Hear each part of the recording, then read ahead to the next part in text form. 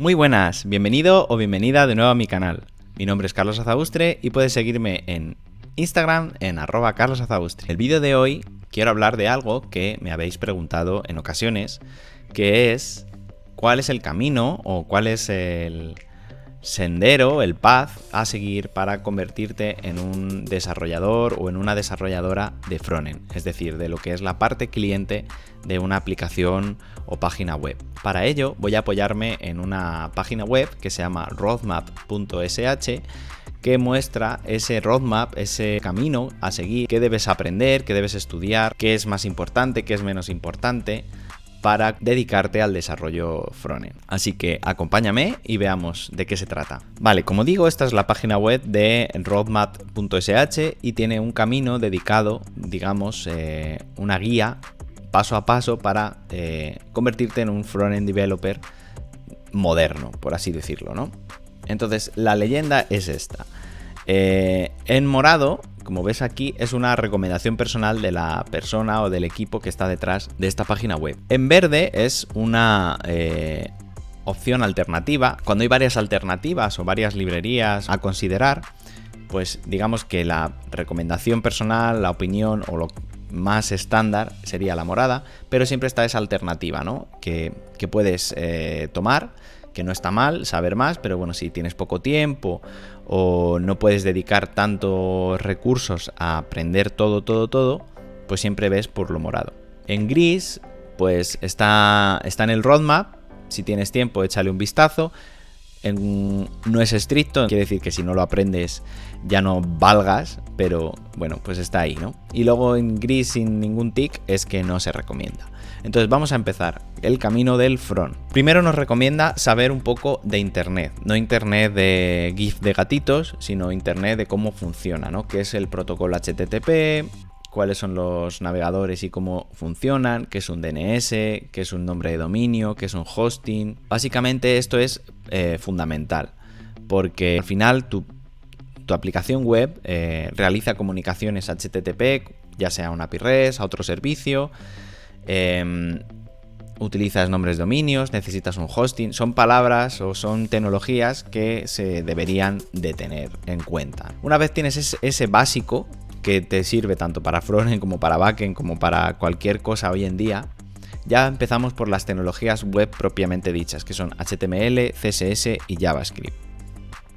Dentro de HTML, bueno, pues te dice que aprendas los básicos, conocer la semántica HTML, los formularios y validaciones y, bueno, buenas prácticas. También algo de accesibilidad y básicos de SEO, ¿no? Esto básicamente es saber cuándo usar qué etiquetas y cuándo no, qué tipos de atributos tienen algunas etiquetas para hacer validaciones, para escribir de forma semántica, que no sea todo divs, ese tipo de cosas. Luego con CSS, pues también igual, aprende los básicos, cómo hacer layout o maquetación, tienes los floats, para que se usaban antes de que existiera pues el Flexbox y CSS Grid, el modelo de caja es muy importante, cómo posicionar elementos en el HTML, etc. Eso es básico. Y por supuesto, Responsive Design y Media Queries para poder optimizar tu página web para dispositivos móviles, que anteriormente era una opción, pero hoy en día es básico, vamos, es mobile first la web. Todo depende de en qué año hayas nacido, pues puede parecerte que la web se consume en un ordenador normal, con una pantalla grande, pero cada vez más, y ya es totalmente estándar, la gente se mueve por móvil. Entonces tienes que optimizar y pensar en tus aplicaciones web o en tus páginas web que van a ser consumidas por móvil de primeras. Luego puede ser que se consuman en una pantalla más grande, pero va a ser siempre mobile. Entonces HTML es el lenguaje de marcado para maquetar, para estructurar tu aplicación web. CSS es un lenguaje de estilos para darle esos colores, ese posicionamiento y demás, y conseguir ese responsive. Y luego JavaScript es el lenguaje de programación que se utiliza en el frontend.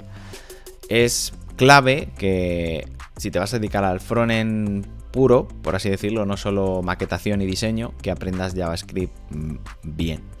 Entonces aquí tienes varios puntos que son, digamos, básicos. Que es primero que entiendas la base y la sintaxis de JavaScript. Es un lenguaje, yo creo que sencillo para empezar a aprender. No es tipado, se puede ejecutar en el navegador directamente sin necesidad de que te instales ningún compilador ni nada. Entonces es muy rápido de empezar con él. Y luego ya pasaríamos a ya no solo propio JavaScript, sino APIs que vas a utilizar, servicios que vas a utilizar en tu día a día, como son el DOM del HTML. Con el DOM vamos a poder acceder a los elementos de nuestra página o aplicación web y manipularlos. Entonces aprender el DOM y su API es esencial. Después todo lo que tiene que ver con AJAX, que son peticiones asíncronas que haces a otros servicios o a otras páginas web o a otras APIs, con el API de Fetch o lo que antes se conocía como XML HTTP Request. Pero bueno, te aconsejo que mejor vayas por Fetch porque es más actual, es más fácil de utilizar y bueno, al final es el que se está utilizando hoy en día. Por supuesto, tienes que aprender en JavaScript a funcionar con módulos, es decir, separar tu código en varios ficheros que luego puedas importar. De esta manera tu código está más organizado, es más fácil de actualizar, es más fácil de manipular y al final pues de mantener. ES6 es ECMAScript 6 o más, como pone aquí. Anteriormente JavaScript, la versión digamos que todo el mundo conocía o que prácticamente se ha ido utilizando casi siempre, ha sido la versión 5. A partir de 2015 salió la versión ECMAScript 6. Ella incorporaba muchas mejoras y hubo un cambio bastante, digamos, no radical, pero sí que, bueno, mejoró bastante el lenguaje, se añadieron muchas cosas y bueno, todo lo que se ha ido añadiendo ahora cada año a partir del 2015, pues se le conoce como ECMAScript 6 más o ECMAScript 2015, pero bueno, cada año hay una versión que añade nuevas mejoras. Entonces aprender un poco ese cambio que hubo con clases, el API de Fetch, Async Await, promesas, etcétera, es interesante y es esencial también de tener en cuenta. Por supuesto, luego tiene JavaScript sus propias cosas, ¿no? Que son el hoisting, cómo funcionan los eventos, el scope, los prototypes, el shadow DOM, el modo estricto. Bueno, son pequeños conceptos que conviene repasar. Y seguimos, después de que ya conozcas los básicos de HTML, CSS y JavaScript, pues entender cómo funcionan los sistemas de control de versiones para tener tu código, pues no tener lo que guardar en tu máquina y no tener que guardar versiones y versiones y versiones, sino tener un control de versiones de verdad. Deberías de elegir uno y como pone aquí, se te recomienda que uses Git. Anteriormente y aún actualmente sigue habiendo diferentes tipos de control de versiones, SVN, etcétera, pero Git se ha convertido ya en un estándar. Y luego tienes los servicios de hosting que te permiten alojar tus repositorios, que aquí los tienes, son GitHub, GitLab y Bitbucket. GitHub se ha convertido prácticamente en un estándar. GitLab y Bitbucket no dejan de ser buenas opciones, pero bueno, digamos que GitHub es el que más se utiliza, el que más se conoce y al final también es una forma de dar a conocer tu trabajo de cara a pues portfolio, marca personal, encontrar mejores empleos. Te recomiendo que tengas siempre un perfil de GitHub y que subas ahí todos tus proyectos que vayas haciendo porque siempre es útil. Después de conocer esto, recomienda o bueno, si tienes la opción de conocer un poco de la seguridad web. ¿Qué es esto? Bueno, pues que sepas un poco cómo funciona o qué es HTTPS, el protocolo seguro de HTTP, cuál es la Content Security Policy, CORS y bueno, no hace falta que entiendas cómo funciona al detalle, pero sí saber que existe eso y qué es, ¿no? Porque CORS es un concepto en el cual, bueno, pues si tú vas a hacer una petición a un servicio desde una URL que no está permitida, pues no te va a dejar. Y son ese tipo de problemas o dolores de cabeza que aparecen de vez en cuando que no se sabe por qué vienen, pues tener ese tip te va a venir bien. Continuamos y tenemos los Package Managers, los gestores de paquetes de JavaScript, que actualmente, bueno, todo se aloja, digamos, en NPM, pero tienes el gestor de paquetes oficial de NPM y también Yarn. Da igual el que uses, son muy utilizados últimamente ambos Yo personalmente prefiero NPM, pero si conoces Yarn o necesitas conocer Yarn, no está mal. Entonces ya con esto tendríamos un poco la base para empezar, que sería pues conocer los básicos de internet, HTML, CSS, JavaScript, conocer los sistemas de control de versiones, un poco de seguridad web y los package manager. Y ya pasamos un poco a la chicha, a lo que es ya tecnologías, arquitecturas. Entonces tenemos arquitecturas de CSS, como dice aquí, con los nuevos frameworks y CSS en JS, es decir, la forma en la que podemos inyectar código CSS en nuestros módulos de JavaScript, pues no te tienes que preocupar mucho de esto. Pero si por lo que sea tu proyecto o tu forma de trabajar sigue creando páginas de estilos CSS separadas de tu código, pues tienes estas tres, digamos, arquitecturas, que son BEM, OOCSS, es decir, Object Oriented CSS, y SMAC CSS. BEM es sin duda la que se ha quedado, por así decirlo, que es bloque, elemento, modificador, y bueno, es una forma en la cual tú estructuras tus clases de CSS para que sean como componentes, es decir, tienes un CSS para un bloque y todo lo que haya dentro de ese bloque, esos elementos, pues van a tener la sintaxis, las clases de bloque, elemento, y luego si hay modificadores de que una cosa se enseña, otra cosa se oculta, bueno, pues tienen ese modificador. Pero como digo, una vez que ya tenemos componentes en JavaScript, ya sea con Angular, con React, con Vue, pues al final esto es lo de menos, porque puedes hacer CSS en JS y te olvidas un poco de seguir esa arquitectura. Y luego tienes los preprocesadores de CSS, es decir, una herramienta que nos permite escribir CSS en otro lenguaje, que nos permite utilizar cosas que todavía CSS no soporta, aunque cada vez más, como son variables, bucles, es decir, un poco más programático el CSS. Esa herramienta lo va a convertir a CSS que sí que entienda el navegador. Entonces tenemos Sass, que es sin duda el más utilizado. PostCSS también se utiliza bastante, añadiendo prefijos, etcétera. Y luego también teníamos less, aunque cada vez pues se está usando menos. Sass sin duda, si utilizas CSS de esta manera, no CSS en JS, es sin duda la que más te recomiendo que eches un vistazo. Luego ya pasamos a las herramientas de building, porque al final tienes un montón de ficheros de CSS, un montón de ficheros de JavaScript y necesitas algo que, pues que lo modularice en un archivo o en varios archivos, pero de una manera un poco ya, digamos, orientada a producción.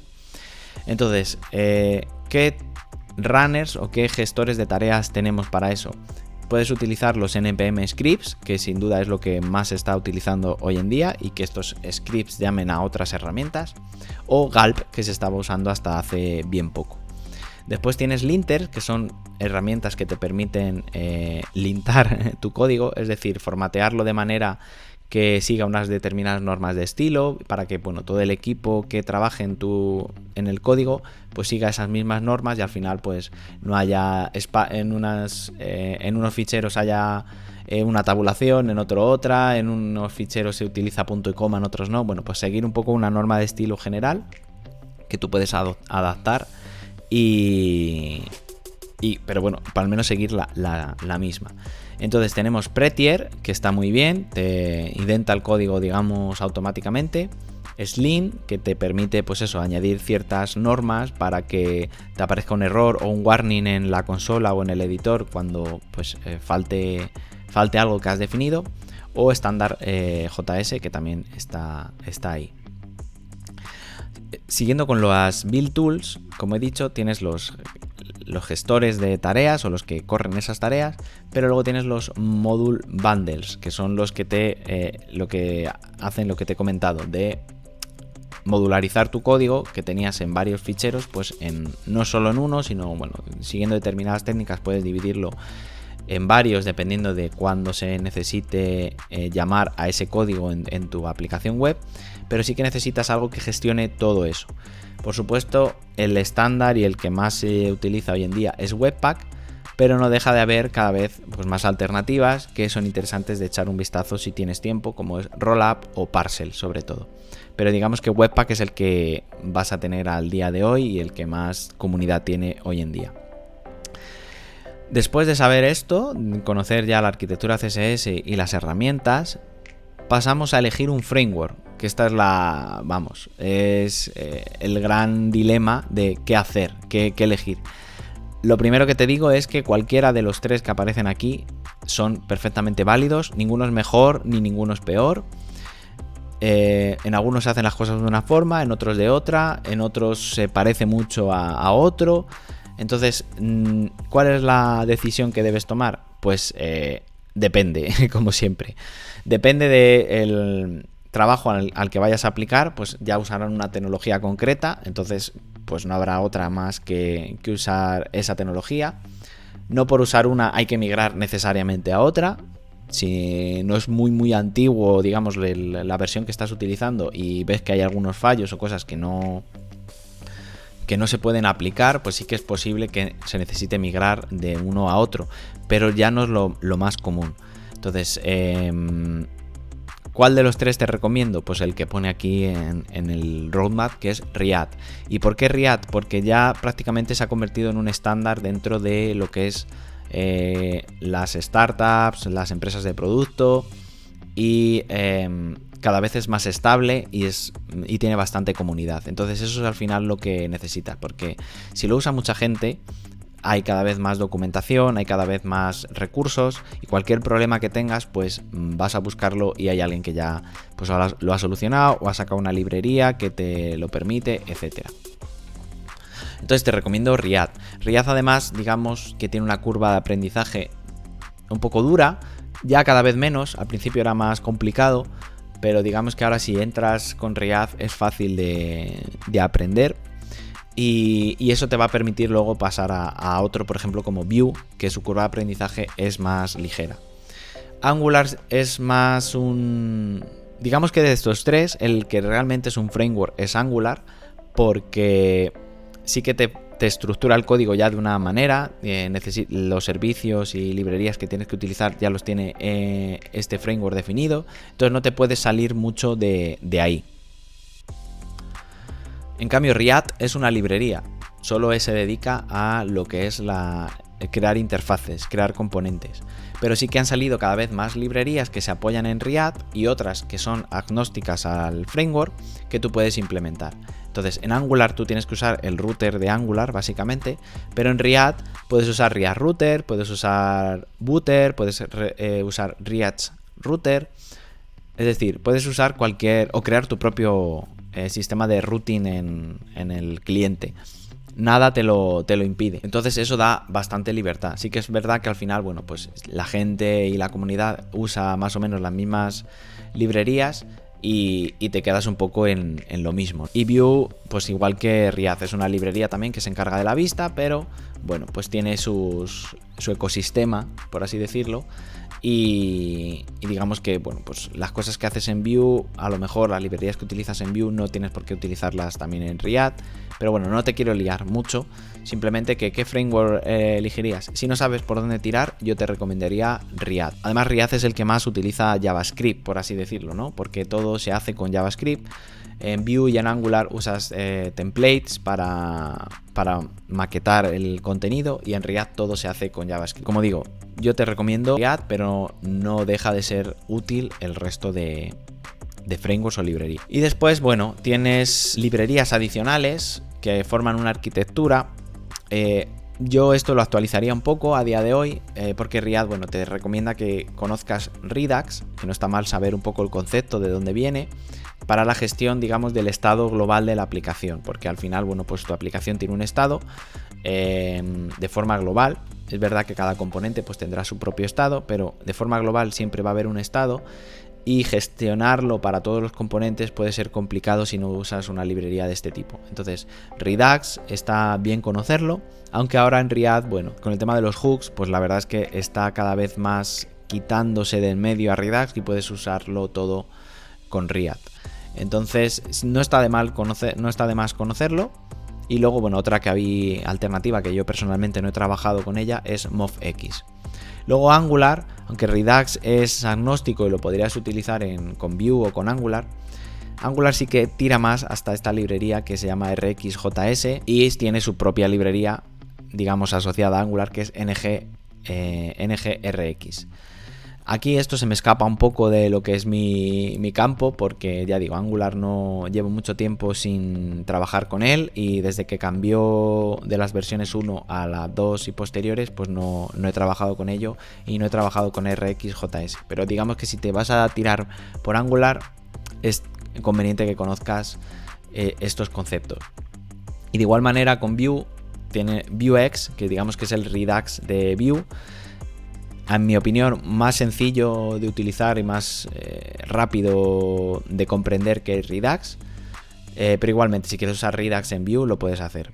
Pero bueno, Vuex, digamos que se integra mucho mejor. Y una vez elegido el framework, tienes que elegir la forma en la que vas a construir ese CSS moderno. Entonces tienes los Styled Components, que es una forma de hacer, digamos, componentes visuales con CSS para que, bueno, luego lo integres en tu código de React o de Vue o de Angular, pero ya con un estilo. CSS Modules también es muy utilizado. Y luego aquí, aunque aquí está como alternativa, cada vez se está empleando más, que es estilar JSX o la librería Emotion, que es Emotion, lo que te permite es usar las otras 3 versiones y también la de CSS en string. Está bastante bien.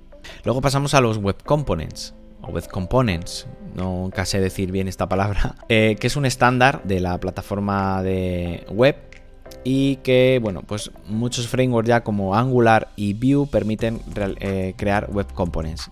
Y si no, tienes lo que antes se conocía como Polymer de Google y que ahora es Lead Element. Esto es lo que más se acerca a la plataforma y quizá poco a poco, digamos, se convierta ya en la forma de construir componentes web. Todavía no, o sea, quiero decir, sí que se soportan estas tecnologías, pero al estar React tan metido en la industria, tan utilizado, pues quizá esta parte de Web Components no llega al ser del todo tan utilizada como gustaría, pero no está de más conocerlo. Viene aquí en gris, como de si tienes tiempo, échale un vistazo. Y bueno, las tecnologías que hay asociadas son los HTML templates, los custom elements y el shadow DOM. Échale un vistazo porque, bueno, merece la pena conocer un poco hacia dónde va la web y hacia dónde estaría bien que fuera la web. Bueno, ya has elegido un framework, ya has elegido una forma de hacer CSS. Es el momento de elegir un framework de CSS si no quieres hacer el CSS por ti a mano, ¿no? Entonces hay librerías como React que utiliza Bootstrap, Material UI que utiliza Material CSS, Tailwind CSS, Chakra. Son, digamos, componentes ya creados con un estilo y, bueno, pues para prototipar, para hacer algo rápido y que quede bonito, que quede bien, pues es interesante que las utilices. Seguramente ya las conozcas y no está de más echar un vistazo. Y ahora es el momento de testear nuestras aplicaciones. El mundo del testing es un universo en sí mismo. Entonces, como bien aquí, anteriormente se usaba mucho este tipo de librerías. Se siguen usando, Jasmine, Abba, Chai, Mocha. Pero era un poco, en mi opinión, engorroso conocer qué hacía cada cosa, cómo configurarlo y demás. Hoy por hoy también se ha convertido en un estándar la librería Jest. La lanzó Facebook al igual que React y no solo sirve para React, o sea, con React funciona muy bien, pero puedes utilizar Jest para cualquier framework, incluso para Node.js o para JavaScript plano. Es una librería de testing muy fácil de utilizar, con cero configuration, que se dice, es decir, no tienes que crear ningún fichero de configuración ni nada. Todo lo que tú pongas en la carpeta test o que tenga una extensión, un fichero extensión .test.js, te lo va a leer y te va a tirar los tests, ¿no?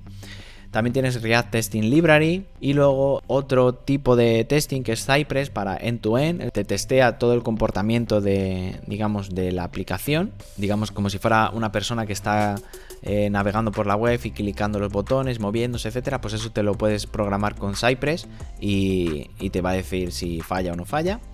Y Enzyme, que es una librería que nos sirve con Jest para testear componentes de React. Y esto sigue, pero bueno, no te agobies, porque si ya sabes un poco hasta aquí, ya puedes trabajar, ya puedes considerarte frontend. Lo único que, bueno, pues cada vez hay más cosas y nunca se acaba, por así decirlo. Y el mundo del frontend, pues al final no es solo maquetar CSS y maquetar HTML y CSS y saber un poco de JavaScript. Al final hay muchas cosas. Entonces, aquí pasa a los type checkers, herramientas que nos permiten tipar el código de JavaScript. Cada vez se está empleando más, por eso TypeScript aquí aparece con los dos iconos, porque sí que es verdad que si estás muy acostumbrado a JavaScript no es fácil de empezar. Pero si vienes de otros lenguajes tipados, es la mejor forma para entrar en JavaScript sin que te parezca algo raro. Aquí aparece en gris Flow, que Flow era el TypeScript que sacó Facebook para React. Pero bueno, TypeScript al final ha vencido, digamos, esa lucha y es el que se ha quedado como estándar. Luego tenemos el concepto de Progressive Web Apps, que son esas aplicaciones web que se parecen a aplicaciones móviles. No quiero decir que sean aplicaciones híbridas hechas con Ionic o React Native o este tipo de cosas, sino que es una web que tiene ciertos servicios, ciertas capacidades que nos permiten hacer que en móvil su experiencia sea mucho mejor. Entonces, bueno, aquí vienen varios conceptos que serían buenos de saber. Estos son APIs del navegador que puedes utilizar y que hacen que esa web se parezca cada vez más a una aplicación nativa. Tienes un storage, tienes WebSocket, tienes Service Workers, puedes acceder a la localización del dispositivo, puedes tener notificaciones, tienes un API para saber la orientación del dispositivo, si está en Portrait o en Landscape, Payments, Credentials, etcétera. Está bien saber todo esto, aunque está en gris, si tienes tiempo échale un ojo, pero no está de más echarle un vistazo.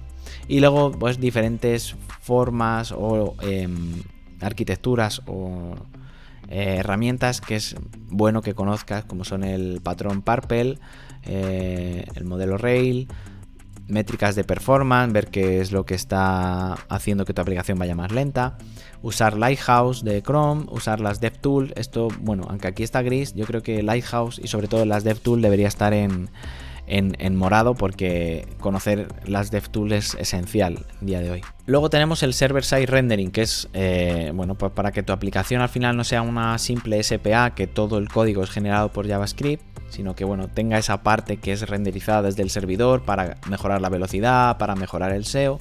Tienes con React Nest.js, también sale aquí After.js, que no la conozco. En Angular tienes Angular Universal y en Vue tienes Nux, que Nux es, digamos, el Nest de React. No está de más conocer esto, porque al final, aunque hagas una SPA y tengas un API, sí que es necesario en ocasiones pues que eso sea renderizado desde el servidor. Luego GraphQL es un concepto interesante que nos va a permitir con Apollo hacer esas llamadas a un API REST. Pues puedes tener un API en GraphQL, pero también ese GraphQL puede llamar al final a un API REST, y es una forma de traerte el código, traerte los datos de un servicio externo a tus componentes, pues de una forma un poco más ágil. Está en gris, pero échale un vistazo si tienes tiempo, que es lo que significa. Y esto sigue, pero ya estamos acabando. Últimamente esto de generadores estáticos, que es el Jamstack, está muy de moda, porque para simplemente generar un sitio web estático, al final, por ejemplo, un blog no deja de ser un sitio estático. Aunque tenga comentarios, eso puede ser utilizado con una librería externa, pero al final quizás no es necesario que tengas todo que se renderice de forma dinámica. Entonces, utilizando todas estas tecnologías que hemos visto antes, los frameworks de React, Angular, Vue, Server-Side Rendering, GraphQL, etcétera, pues han salido herramientas o frameworks o librerías, no sé cómo llamarlo, que te permiten generar sitios estáticos de una manera rápida y la verdad que bastante bien. Nest, que es el framework que se utiliza para hacer Server-Side Rendering, provee esa funcionalidad. Y otro que es muy interesante es Gatsby.js, que utiliza React, GraphQL, puedes usar Markdown como repositorio de datos. Está Está muy bien y Gatsby de hecho es el que más recomiendo para este tema de generación de sitios estáticos. Luego, por supuesto, News de Vue también ofrece esa posibilidad. VuePress también ha salido recientemente y ofrece esa posibilidad. Y estos, Jekyll y Hugo, fueron, digamos, los primeros cuando todavía pues esta generación de sitios estáticos quizá no estaba en pleno hype o en pleno uso, pero sí que han sido muy utilizados anteriormente.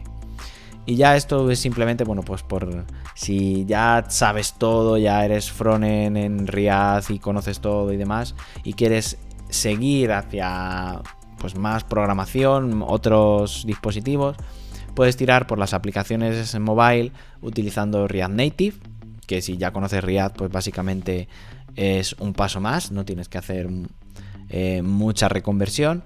Luego tienes Native Script, Flutter, Ionic, pero digamos que React Native pues está ahí por algo. ¿Quieres hacer aplicaciones de escritorio? Pues conociendo todo esto, todo CSS, JavaScript, HTML y tal, puedes utilizar Electron para hacer aplicaciones de escritorio. Por ejemplo, Visual Studio Code, Atom, Slack, son aplicaciones Electron. Están hechas con tecnologías web y bueno, pues se encapsulan de manera que forme esa aplicación de escritorio que ya conoces.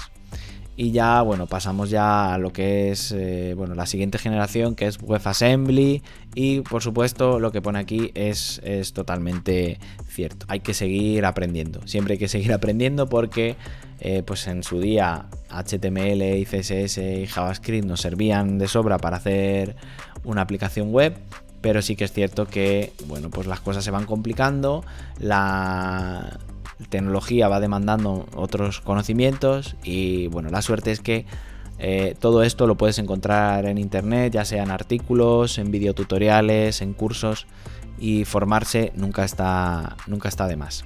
Y bueno, espero no haberte agobiado mucho con la ruta del desarrollo web en frontend. Hay otra para backend, pero esa la podemos dejar para otro día. Déjame en los comentarios qué te ha parecido, qué tecnologías ya conocías, qué tecnologías no conocías y te han parecido interesantes para echar un vistazo. Y nada más, espero que te haya gustado el vídeo. Si es así, recuerda darle like, suscribirte al canal si todavía no lo has hecho, darle a la campanita para no perderte ningún vídeo y nos vemos en otro. ¡Chao!